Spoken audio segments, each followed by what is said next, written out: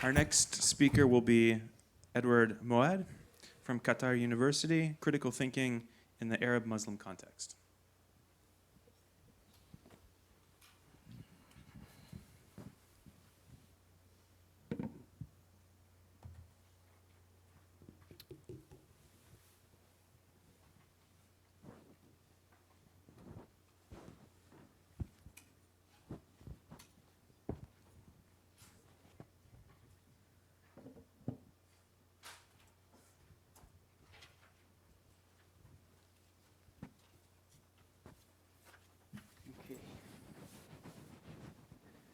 Hello.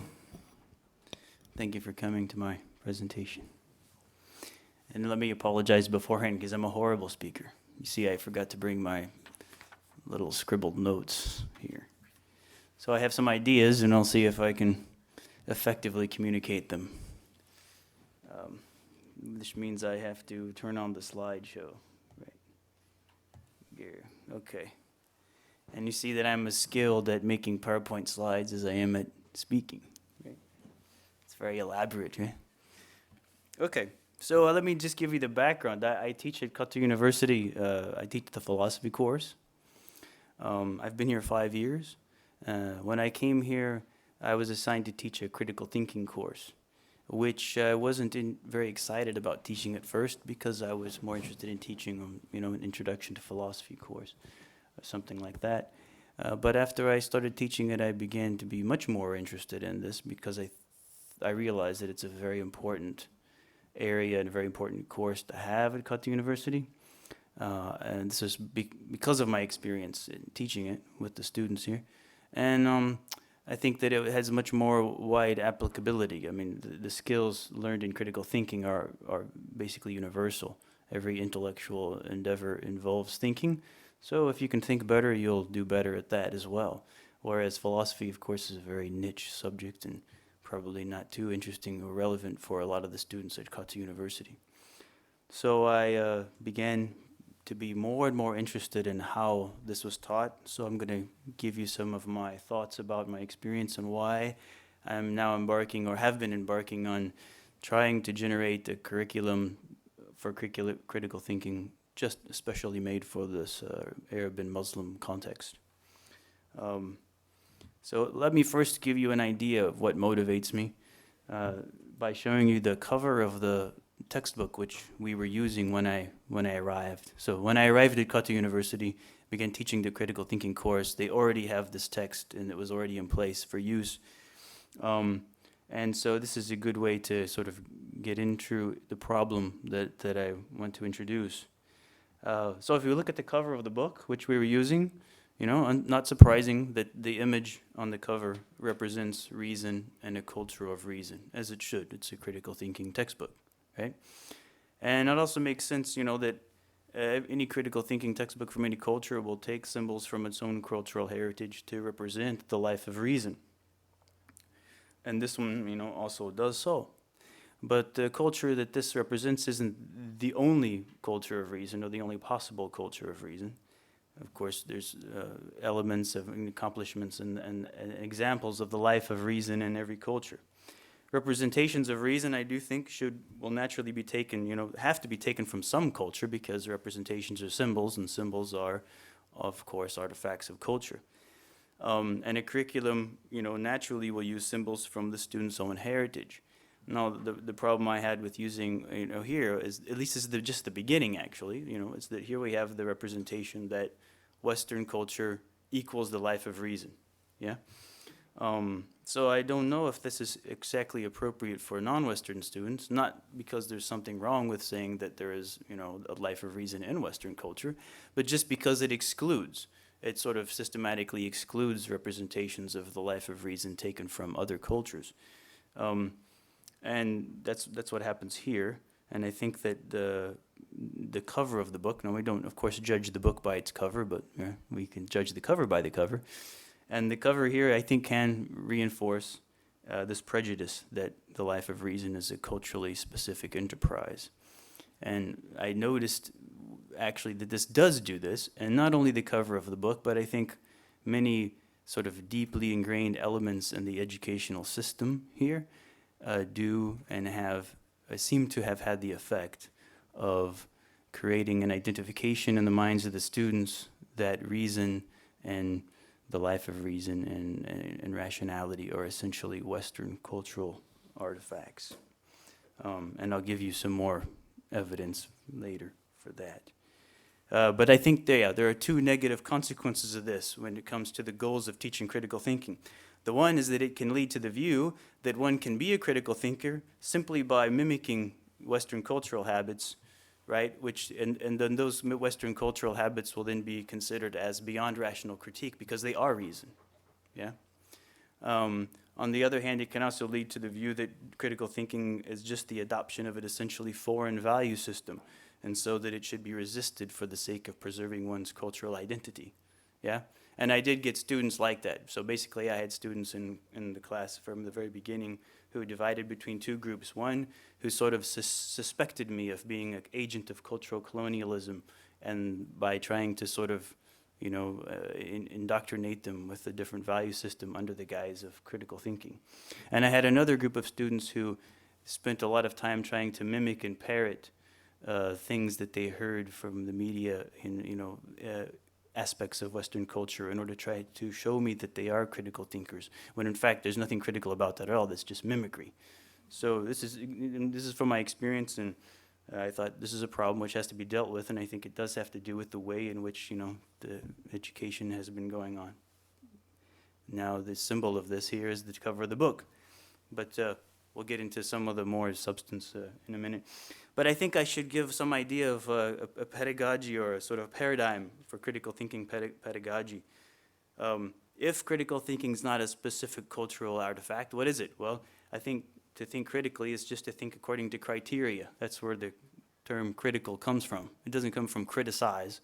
I mean, I've heard this a lot in some of the other contexts, and I think it has sort of filtered down into the Arab world, where we think that critical thinking is just to be able to criticize things and to be feeling free to do so. But no, it's criteria. Criteria is a standard of judgment. So to think critically is to think according to criteria, according to standards of judgment. The standard and the judgment is of thinking itself. So critical thinking is necessarily self-reflective. And the last thing, and possibly controversial thing I want to say, is that the fundamental goal of thinking is to arrive at the truth. Whether one is pursuing the answer to a scholarly or scientific or abstract question, or determining the value of something, or deciding on a course of action of what to do. Either case, it boils down to trying to arrive at the truth of things, yeah? And I think this is in a certain sense a moral question, which is irreducible to one of technique. And I think this was touched on by the very good keynote address that we just heard, this ethical aspect of dialogue and of thinking and argumentation. At the end of the day, we got to decide whether our thinking things and speaking and making arguments is aimed at arriving at the truth of something and then taking that course, or trying to gain power over somebody else regardless of what the truth is. When we introduce the issue, for example, to say that emotions are very important, well, no, emotions are only important when you think that they're important in order to convince somebody else. And if you have to use their emotional appeal to do that, of course, you can't really do that just by, showing the truth of the matter, right? So I think that there's an important thing, but I was inspired by the last address to say something about that, but it's not really in my presentation, so I can't spend too long. There's a distinction that we need to make between skills and subject matter. And in the case of critical thinking, primarily we're talking about a set of intellectual skills, which are the same and that are not an artifact of culture, right? And developing skills requires intensive practice, so I think the pedagogy of critical thinking should focus on this practice of using the intellectual skills that you want to strengthen. And it should not be just an exercise in learning about critical thinking. It should be about learning how to think critically, right? There's a big difference there. So, but what I really want to get to is that thinking is always about some subject matter, and it's the subject matter now that I think is relevant when I'm talking about the appropriateness of a curriculum for a specific cultural context, in this case, the Arab and Muslim context. Practice in critical thinking will always involve exercises in thinking about some subject matter, And I think that tailoring the critical thinking education to the student's context involves the selection of the subject matter. Right. The aim that I have is not to exclude subject matter. It's not here that I'm saying, well, if it comes from Western culture, we should therefore exclude it, right? I think that drawing subject matter from other cultures actually has a very good advantage, has a very strong advantage for the process of learning critical thinking. The problem is when all the subject matter is drawn from another cultural context, and invariably it's drawn from a Western cultural context when the curriculum and the textbook is just simply adopted for an English language course, just simply adopted from, right, imported, let's say, without thinking about it from another source. In this case, we just imported the textbook from America. The textbook is written by an Americans for American students. And then we just imported it into this context and then gave the students these exercises in this textbook, which turned out to not have the same sense that it would have when you take it out of its context. And so I'll give you some examples. Here's an example of a passage which you might find in the textbook that's in question, where the students would have to analyze the passage, identify the premises and the conclusion, and then formalize the argument. Right, basically identifying the logical structure. So we have the Republicans believe that making the rich richer will result in prosperity trickling down to the poor, but the opposite has happened. The poor have only gotten poorer as wealth has increased for the wealthy. The trickle-down theory, therefore, has not worked. Now, ideally, when the student finishes, and develops his intellectual skills and analysis, they should be able to identify the evidence from the claim or distinguish the evidence from the claim, even without knowing who the Republicans are, or what the trickle-down theory is, or so forth. But the students here don't know what trickle-down theory is, and they don't know who Republicans are, and they don't care.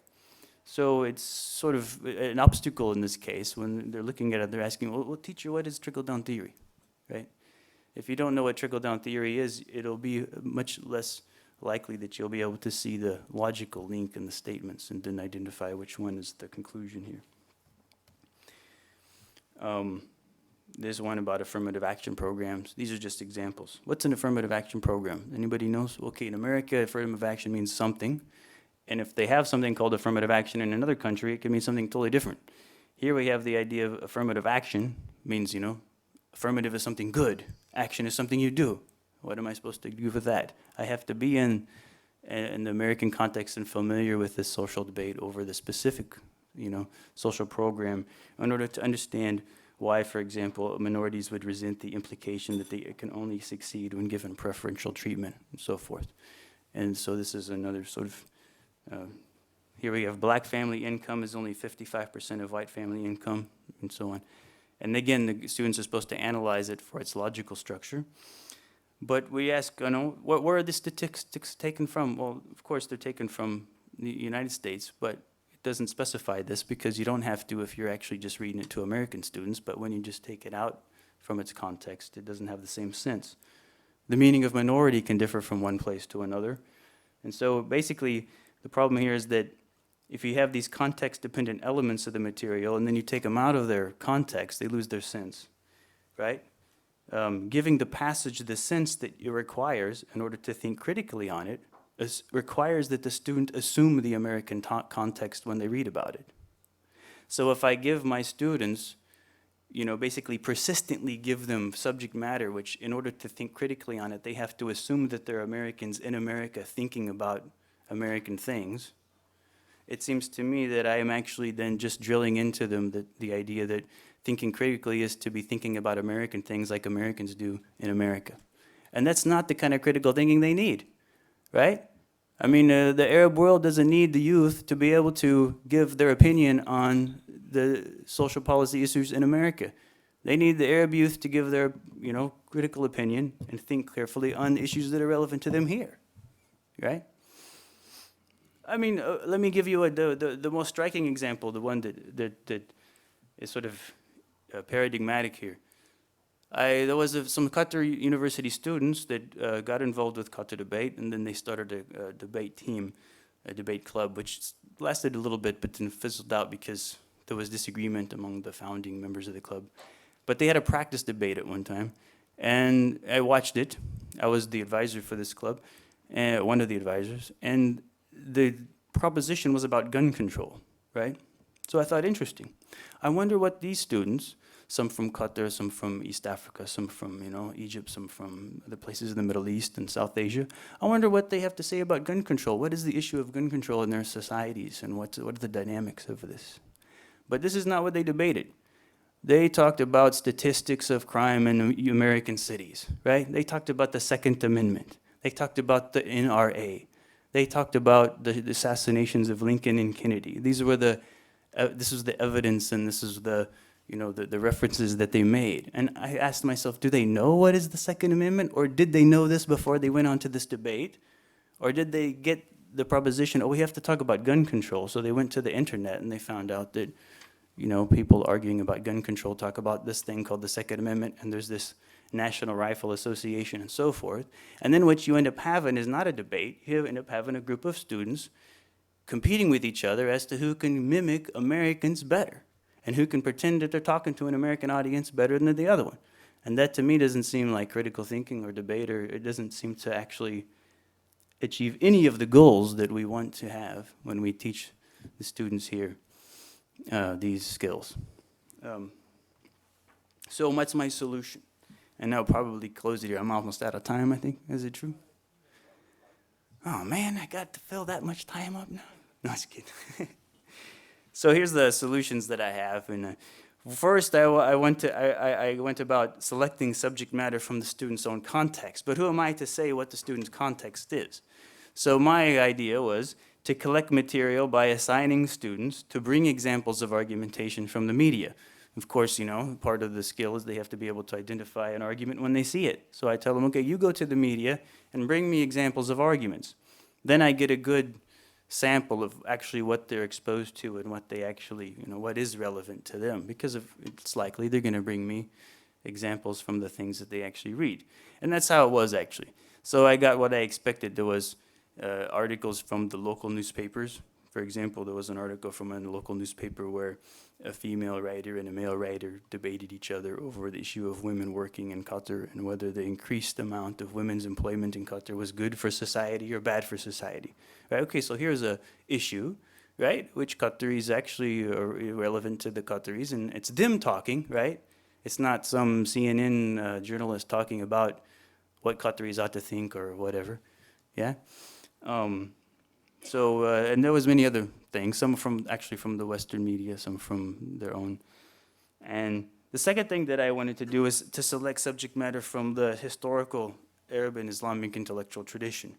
Because one of the common things you'll, of course, find in critical thinking textbooks is that it will draw back from the intellectual tradition of the culture. So for good reason, right, we'll have in our critical thinking textbooks a lot of references to arguments by Aristotle or, ancient Greek and Roman philosophers. And there's nothing wrong with that. So why shouldn't we have also mixed in with there, in this context, others, right? I took some from Ibn Sina. This is really good, actually, for anybody to use in any context. Ibn Sina wrote a textbook on logic, and the first paragraph of the textbook is a description of what logic is, which actually also serves as an example of what logic is at the same time. So I use this passage to ask the students to analyze it by breaking it down and distinguishing and identifying the premises and the conclusion, and then using the technique of diagramming arguments that we teach in the class on this passage. It's from, the Ishrat wal Tanbihat. One passage from Al-Juwayni's Kitab al-Irshad is very nice. He gives a definition of knowledge, and then he critiques a number of other definitions of knowledge, and it just so happens that each of the other definitions of knowledge that he critiques, which were being broadcast in his milieu, turn out to be an example of one of the 5 main definition mistakes which we find in the textbook that I was using. So another nice thing about it is that, as you see, if you read, I don't know if you can read it from there, but one of Al-Juwayni's examples is the definition of knowledge as his own teacher gave and taught to him, and then Al-Juwayni turns around and gives his critique of it.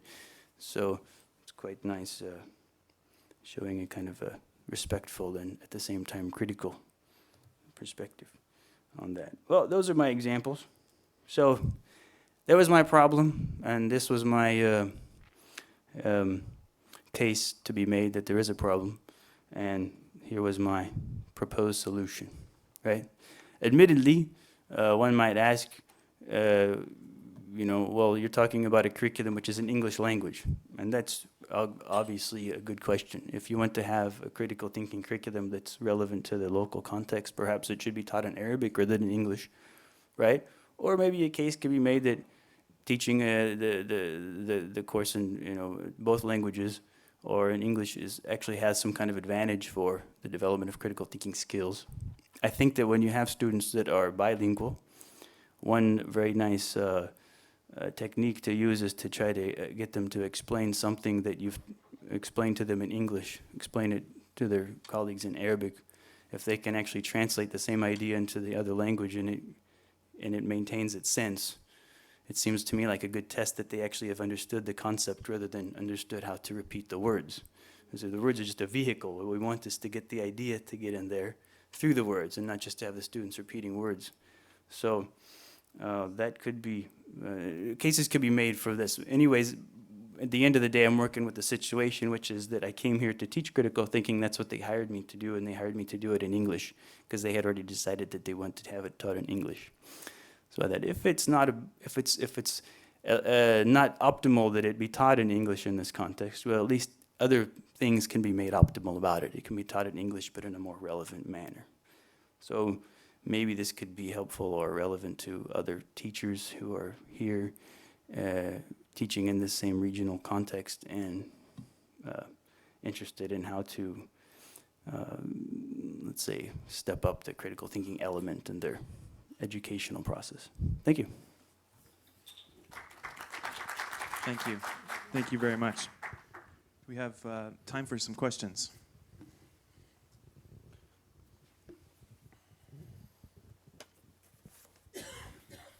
My question in Arabic.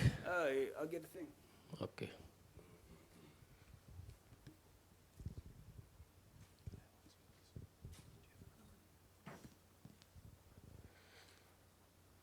I could try to answer your question in Arabic, but I don't know if it would be an answer that makes sense. Go ahead.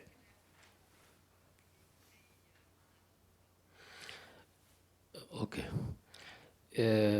يعني البحث او الدراسه التي تقدمت بها هي التفكير الناقد في بيئه عربيه اسلاميه. هذا العنوان، لكن من وجهه نظري ما خط به يختلف عن العنوان اختلافا كاملا.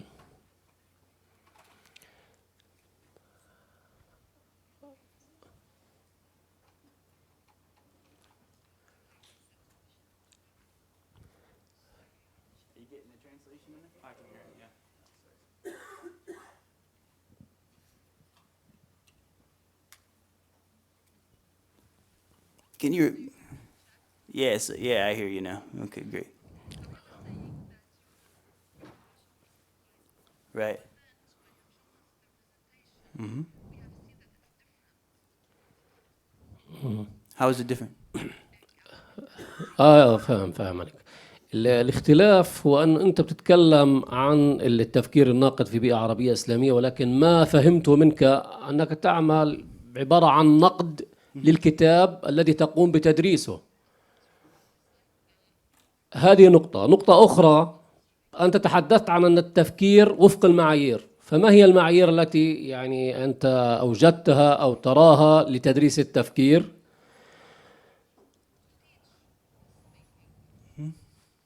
ويعني لم أفهم منك، هل وجدت هناك تفكيرا ناقد في هذه البيئة العربية أم لم تجد؟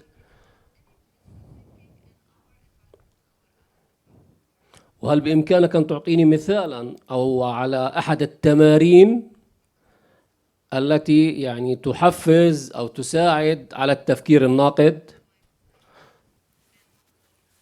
ونقطة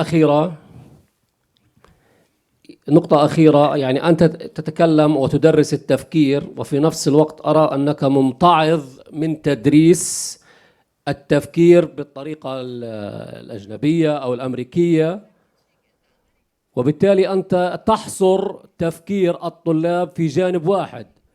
من الجميل أن نعلمهم التفكير سواء في الجانب العربي أو الأجنبي، لأن التفكير مفتوح وليس له حدود. شكرا. Okay. Okay, so first let's clear, yeah, okay. First let's make certain things clear. As far as the criteria, what are the criteria of thinking? That's a big topic which I wouldn't have time to talk about in this presentation. But I'll say that what constitutes thinking, I mean, it's basically logic. Logic is universal. I take logic as basically the criteria for thinking, yeah? I don't think there's a such thing as a kind of Arab logic and a Western logic and a this logic or that logic. It's just logic, yeah? If you look in the Arabic sources, which I did put in, include in here, which I usually I'm basically taking from, the classic Arabic sources like Ibn Sina's, right? A section on logic from Ashawat wal Tanbihat. It's basically the same. It's drawn from Aristotle, and it's the same classic logic that we use to base critical thinking in other courses which are taught along the same way.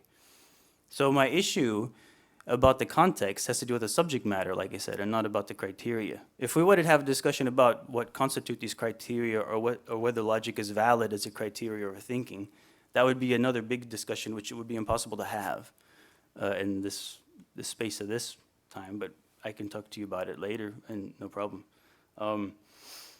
But as far as what that has to do with the Arab and Muslim context, what I tried to show here is some examples. I couldn't, again, I'm limited on time to show you a lot more, but what I tried to do here is take examples from the Arabic and Islamic tradition in order to incorporate it into the curriculum. And as far as only showing one side, I think I tried to be careful to point out in the presentation that my aim isn't to exclude any of the other material, okay? So this is not about teaching people to think Western way or Arab way. Like I said, thinking is thinking, and the criteria for straight thinking is the same. The issue here is the subject matter, and whether the subject matter is relevant, and if it is relevant, I feel like it will be more conducive to the educational process, right? Again, there's no exclusion here. My aim is not to exclude Western sources or to try to impoverish the students by doing that. What I want to do is avoid impoverishing the students' educational process by excluding the Islamic and Arabic sources from the process. That's all. Do you have a follow-up? If he does, did you take my thing? There you go.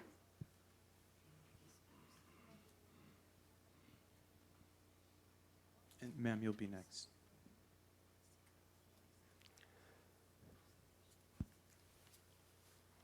Yes. شكرا لك، ولكن طالما احنا نتحدث عن التحاور والحوار فأنا لم أصل لدرجة الاقتناع بما تحدثت به. يعني أنت لم تجبني على سؤالي، وطالما أن هناك لا يوجد وقت، okay, no problem. Well, it depends. Is there time?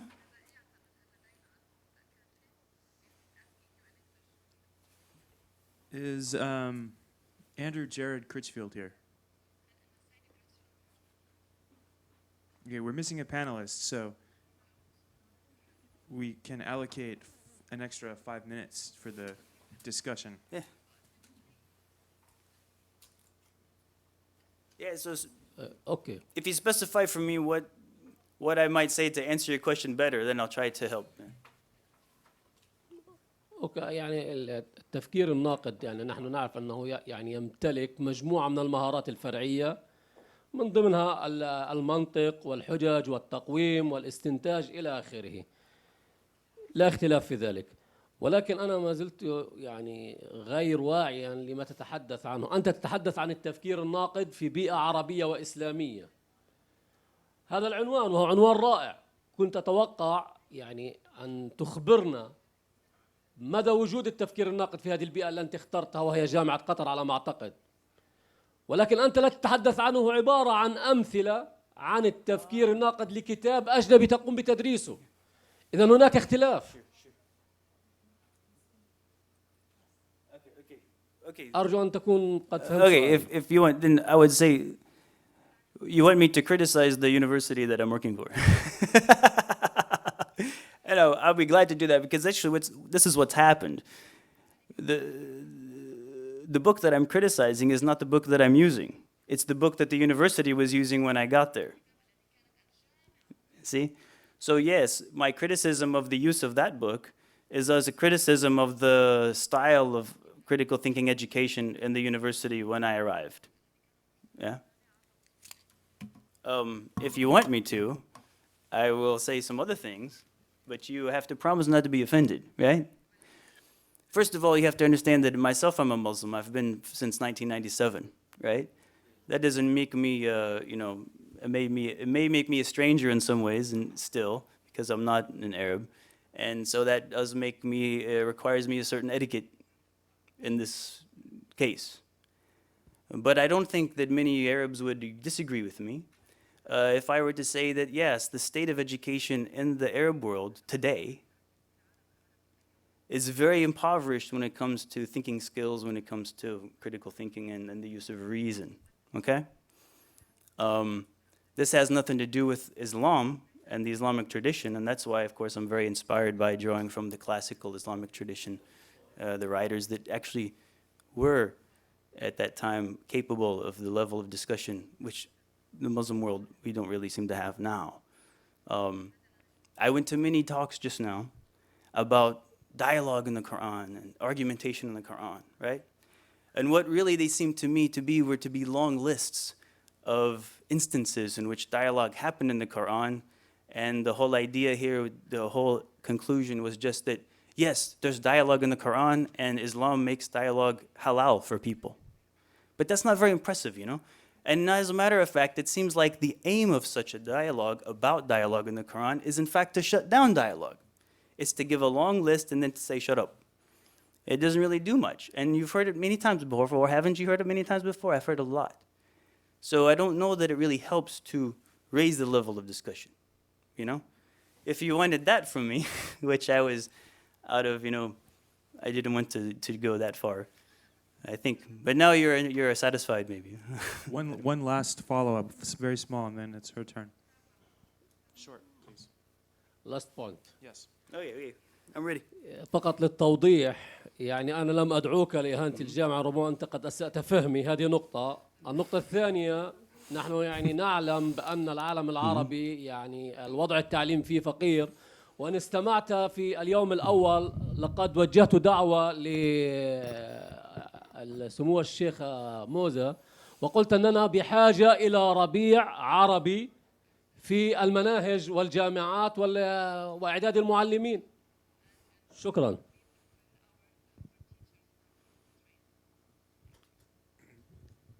Would you like to respond, or shall we take another question? I think that the fact that this is happening here, of course, is a sign that there's a strong movement to rectify the problem. Yeah? And for myself, despite this criticism, my commitment is to be here because I'm inspired to be here. I'm a Muslim and I want to help. I want to do what I can to contribute what I can and to learn also what I can. Okay, we had another question up here. Hi. When does critical thinking become judgmental thinking?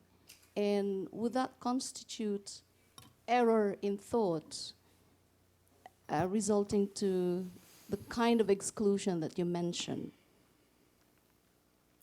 Critical thinking is by its nature judgmental, in the sense that when you think critically, you're making a judgment. But there's another sense of the word judgmental, which we use as a kind of a derogatory or negative term, which I think has the sense of being making a hasty judgment, or making a judgment on a faulty basis, okay? And so there's then the distinction between these two terms. If we have a kind of thinking which is not judgmental at all, in the first sense of the term judgmental, then you're really not thinking. But it's true that one of the goals of critical thinking would be to avoid being judgmental in the sense of making a hasty judgment or making a judgment on the basis of which you are not reflective about, which you are not self-critical about, or right? So there's different senses of judgmental, and I wouldn't think that it's a fault necessarily for thinking to be judgmental. Did you have a quick follow-up? How would then one who is a reflective thinker recognize the difference between the two judgmental thinking that you just cited? Well, I think this is a dilemma, which is any person who is a critical thinker should feel this dilemma. I think that the person who gave the keynote address just now, she feels this dilemma, right?